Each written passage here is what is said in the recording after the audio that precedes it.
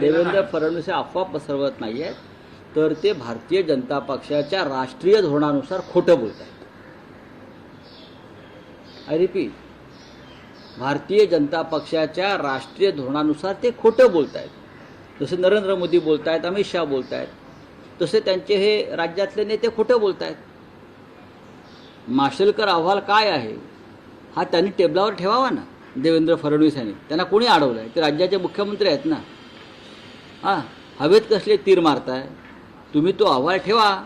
तो अहवाल, ती कमिटी का स्थापन केली? आणि तुम्ही तरी नरेंद्र जाधव कमिटी का स्थापन करताय? अभ्यासगट का स्थापन करताय? मला सांगा ना. ही एक पद्धत आहे शासनाची की एखादा अहवाल आल्यावर त्याच्यावरती अभ्यास करणं, एखादा जटिल विषय आल्यावर त्याच्यावर तज्ज्ञांची समिती नेमणं.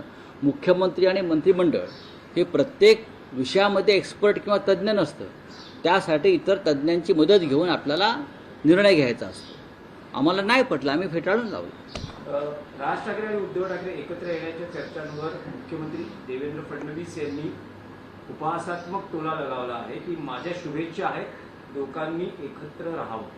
बघा, त्यांच्या शुभेच्छांवरती मराठी माणसाची एकजूट ठरत नाही. जर देवेंद्र फडणवीस आणि प्रफुल्ल पटेल एकत्र येऊ शकतात, जर देवेंद्र फडणवीस आणि मिंधे एकत्र येऊ शकतात, जर देवेंद्र फडणवीस आणि हसन मुश्रीफ एकत्र येऊ शकतात, तर दोन भाऊ एकत्र येण्यात तुम्हाला कसली पोटदुखी आहे? तुमचं कशाला पोटात दुखतं? तुम्ही जे काय तुमचं भ्रष्ट कडबोळं एकत्र केलं आहे सरकार बनवण्यासाठी, तुम्ही त्याच्यावर व्यक्त व्हा. दोन ठाकरे बंधू,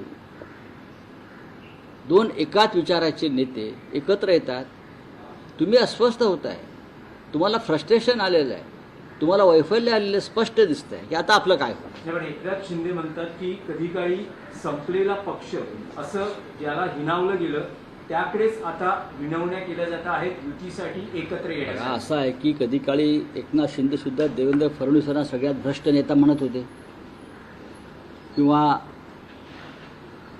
फडणवीस अजित पवारांना तुरुंगात टाकायला निघाले होते.